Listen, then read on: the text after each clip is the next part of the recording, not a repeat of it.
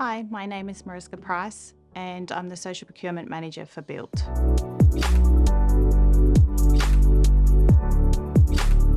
My education background, I moved from overseas to Australia. I worked part-time, as most students do. I was 18 at the time. I went into a diploma of business because I had no idea what I wanted to do at TAFE, Vic TAFE. And through that journey, finished that and decided I can't do this and wanted to do something with my hands. So I thought, skill can't take it away from me. I am going to do hairdressing. And I did a year of hairdressing and finally found my path back to Deakin, where I studied a Bachelor of Commerce in Accounting and Commercial Law. I was always attracted to law, wanted to be a prosecutor in my day, one day. I worked after my undergrad, my bachelor's degree. I worked at Deakin University for 9 years as a project officer, senior project officer, project manager in their infrastructure and property group, and progressed through the ranks there, learnt most of my client-side project management skills through them. And through COVID, decided it's time to go over to the construction side, and I studied a degree or a postgrad in construction management at Deakin during COVID. And then 3 years ago, I started with Built, originally as a project engineer, which is a very equivalent to a project manager in the client-side world, and progressed my way into the role I'm in now.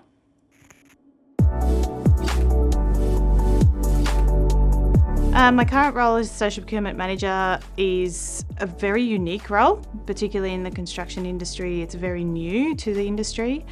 A lot of my role has got to do with government policy and managing policy requirements, particularly on big projects such as the Convention Centre. I spend a lot of my time, or most of my duties, are relating to managing data, negotiating with subcontractors, doing procurement. Ultimately, social procurement is all about changing people's behaviour. Originally, I worked after my uni degree as a client-side project manager for almost 10 years, where I've picked up a lot of skills, including time management, managing contractors, high-stress situations, and then some softer skills like stakeholder management, communication, etc. So in my current role, the stakeholder management, being able to work in a team, etc. is really, really important. It's pretty much what I do every day. My favourite part of the role is seeing the good outcome and creating social value on a big project such as the Convention Centre. Lives are changed by the things that we implement through social procurement. We give opportunity to employment to people who wouldn't otherwise get an opportunity to work. People from diverse backgrounds who have potentially barriers to employment. Those are the people that lives we're changing every day by the things that we do. The biggest challenge I have in this role is change of behaviour. So driving change in people's behaviour of, perhaps habits they've had for 20 years of how they buy, how they recruit, how they do their day-to-day. And in the social procurement world, if we've got to do things differently to have a social conscience about how we go about our day-to-day, becomes the most difficult part of your day.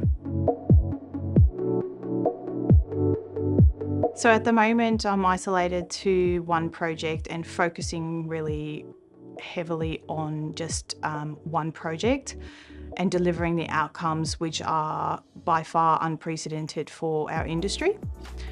my career progression would look like overseeing multiple projects with similar government policy outcomes and managing a team through that process of achieving it on multiple projects.